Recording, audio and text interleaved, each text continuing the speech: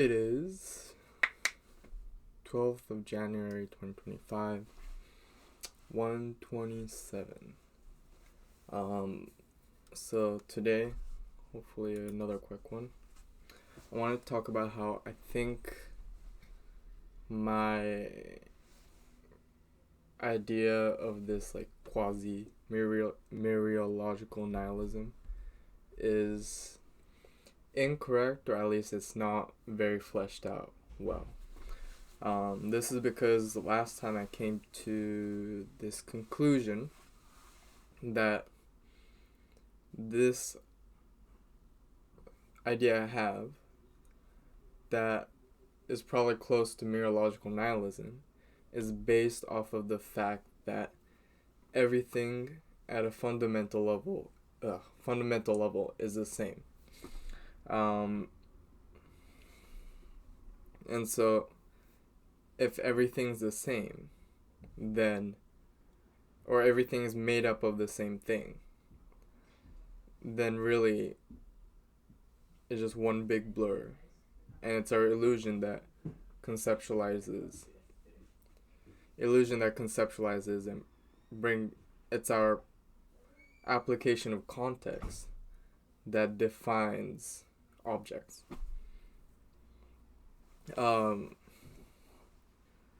But then I was thinking, I kind of looked up a bit, even just preliminary research on what is the fundamental unit. Fundamental unit. And, one thing is that we don't really know, right? But even at the quarks level, things are different. Things are different sizes, right? They have different purposes. They have different spins. What was that? I think that was...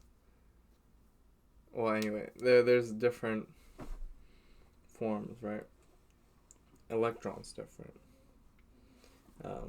Whatever is in proton, whatever is in neutron, they have different combinations of different types of quarks. There are quarks that give mass to stuff. And then maybe those quarks are made up of something fundamental, but it's all theoretical, right? One theory is string theory, but I heard string theories. Just a theory, it's not necessarily correct. But even within string theory, let's say everything is made out of strings, then you think, okay, my quasi-mereological nihilism makes sense. But then each string has different vibration or frequency that allows the strings to interact differently, which builds into different quarks and eventually molecules, etc. So even at fundamental level, even if it's string, there's different vibrations. And couldn't you also say that in that quantum realm, or is it beyond quantum realm, you would consider vibration as the unique feature of a fundamental object? So therefore, it's not homogeneous. So even at a fundamental level, there's a chance that it's not homogeneous. And I'm also thinking, string theory is theoretical. But then, still, wouldn't it be kind of similar, even if at the fundamental level, everything is at a close to homogeneity? They need to have certain level of differences that will eventually cascade into different chemical interactions, molecular, physical interactions. Maybe it's a distance between these objects,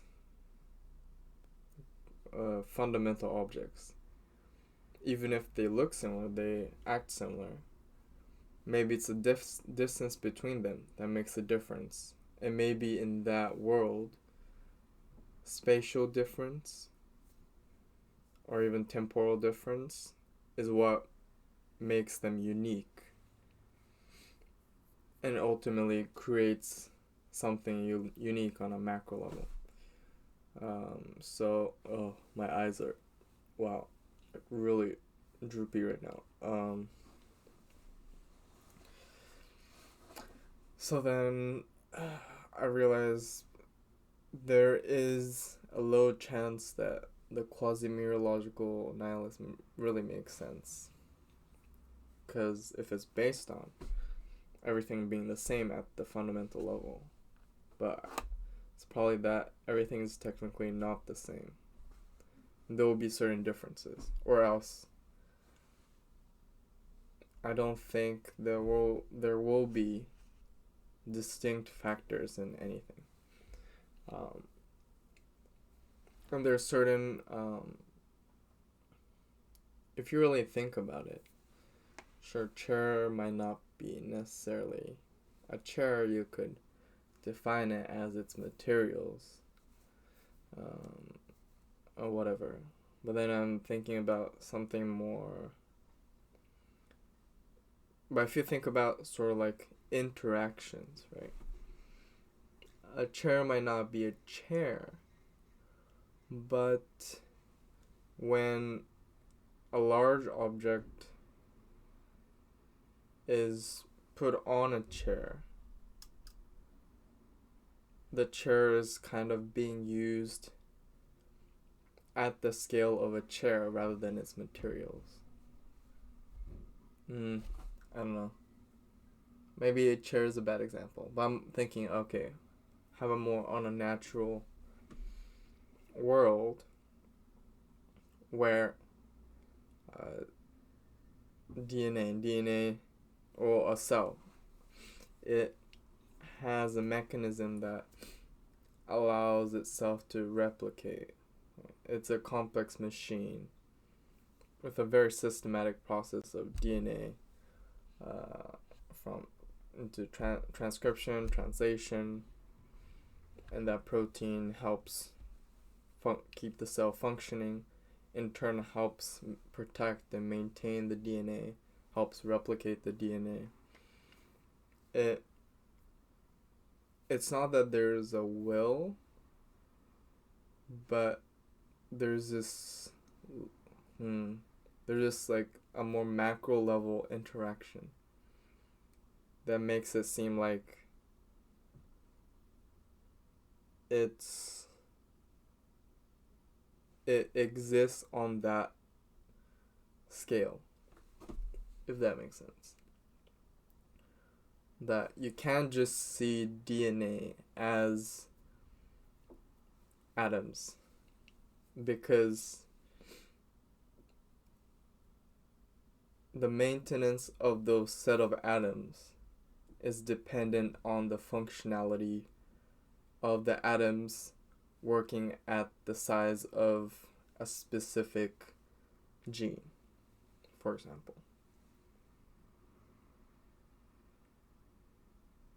And then you can't define an animal, a human, let's say, on as just simply a mass of cells, because each cell has a specific function, especially on even on a cellular level, but like on a tissue level. You can't just call a human a mass of cells, because we have different tissues that interact with each other to maintain and kind of create this like synchronicity and perception, motion, thought, etc. So there's an essence of macro level interaction that only sort of works because it's interacted on a macro level instead of the fundamental micro level. So then that would show that would kind of define the almost inherentness of the macro level object. I hope what I'm saying kind of makes sense. Although that's also something that, from a brief reading on mereology, that's something I think I took or understood. That you can't just break down into parts, because certain wholes interact on a whole level instead of simply the parts doing different parts, I think. Although maybe you could still break it down. I'm not sure. But I think that's what it is, yeah. And then, so that's the two reasons. One is that this quasi-mereological nihilism that I kind of conceptualize doesn't really make sense. One, because it depends on the fact that on a fundamental level, everything is homogeneous. And for the fact that things are sort of different, that there's like physical, chemical differences, proves that even on a fundamental level, there's probably something that's different, right? Which is kind of theoretical, but then when you look at quarks, things are different. And then when you look at a certain theory that focuses on something really fundamental like strings, they still have different vibrations. So there is no homogeneity even at the fundamental level. So that's one reason why I don't think what I've thought about before is true. The second is that even on a macro level, there's certain interactions that can only be done because it's at the macro level. That it wouldn't work if we try to understand it only through the fundamental level.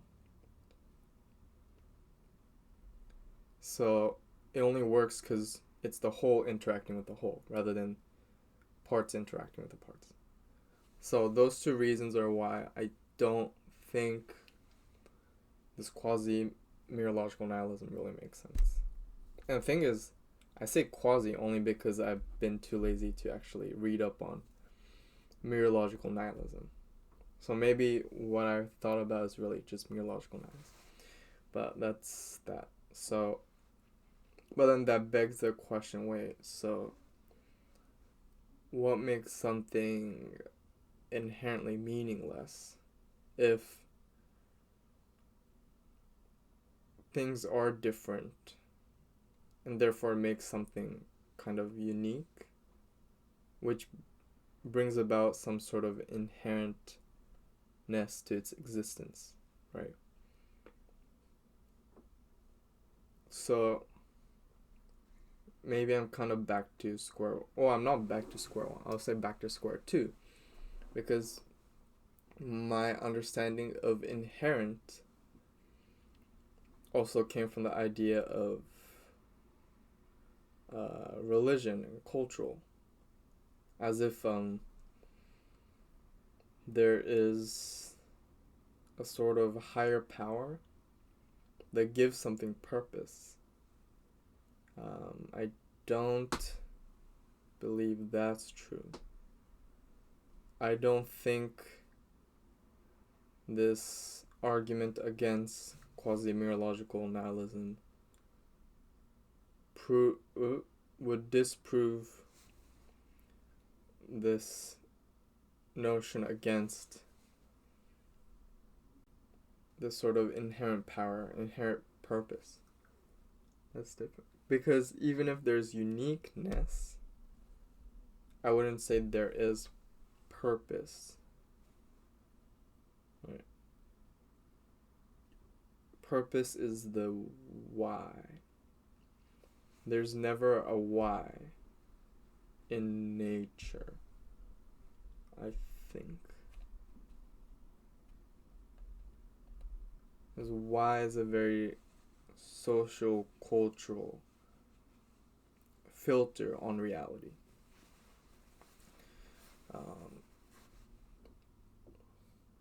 And the closest thing to why would be how.